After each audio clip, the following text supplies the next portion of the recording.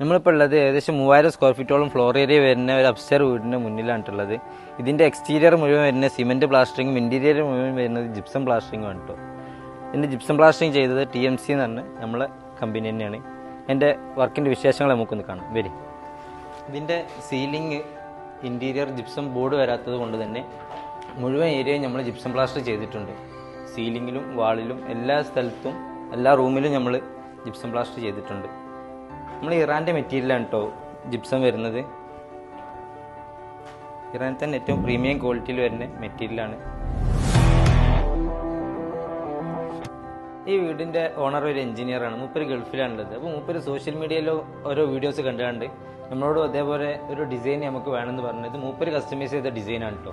അങ്ങനെ ഈ വാളിൽ തന്നെ മൂപ്പര് വേണമെന്ന് പറഞ്ഞു. ഇതേപോലെ തന്നെ അവിടെ മറ്റൊരു വാളിലും ചെയ്യണമെന്ന് പറഞ്ഞിട്ടുണ്ടാകും. ഞാൻ കാണിച്ചു തരാം. അപ്പോൾ ഇങ്ങനെ ഏതെങ്കിലും ഡിസൈനോ കാര്യങ്ങളോ നിങ്ങൾക്ക് വേണമെന്നുണ്ടെങ്കിലും നിങ്ങൾക്ക്